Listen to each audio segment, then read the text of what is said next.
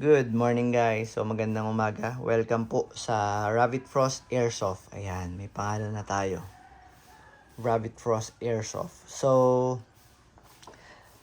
unit for shipping kay Bossing Amer.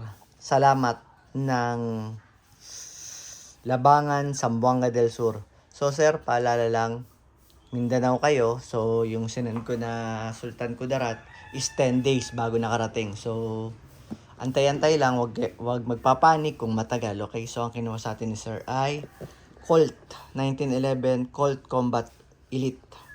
So, open natin. So, alam nyo naman, license yung unit. Okay? Alam nyo naman, pag license, may kasama siyang license card at yung mga markings niya, pulido.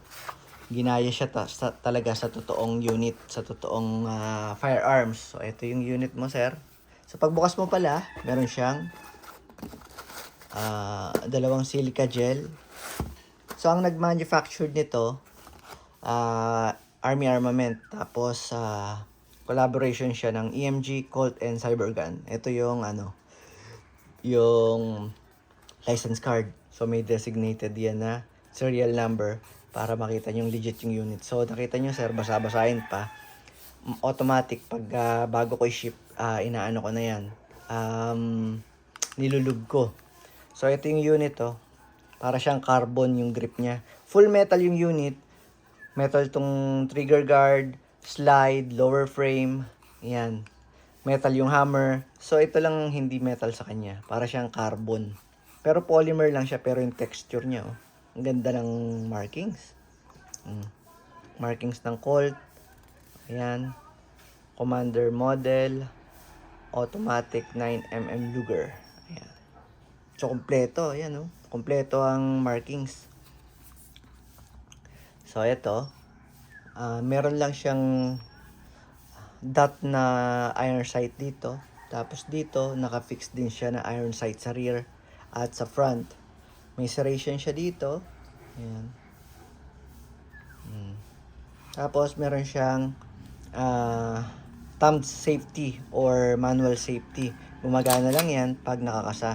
Pag nakaangat, hindi mo siya makakalabit. Kailangan nyong ibaba. Tapos ito, grip safety or beaver tail safety. Kailangan firm ang hawak. Madiinan nyo to ng mabuti para makalabit nyo. Okay? So, test lang natin yung unit ni Bossing. Ganda, oh. Classic. Sumuko ka na.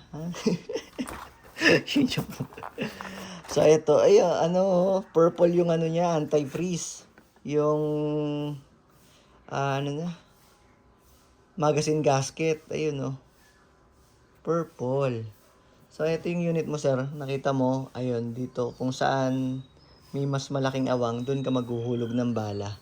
So, hindi ko alam kung order sa akin si Bossing ng ng oil at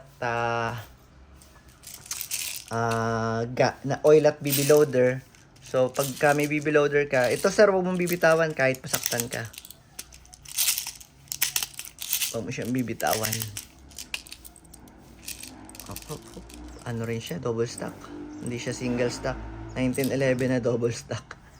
O, dahan-dahan lang natin ibalik. Okay. So, test natin yung unit ni Bossing. Wait, asog ko lang to.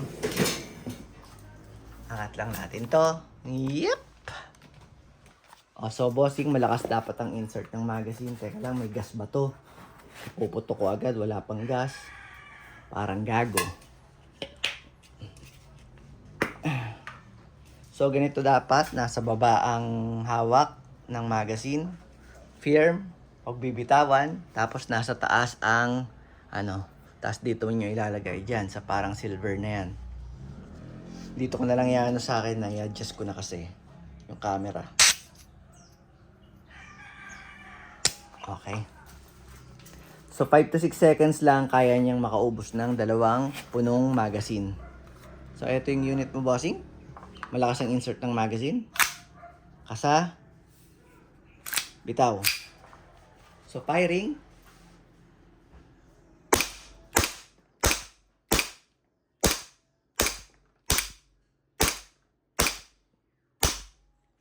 So, ayan.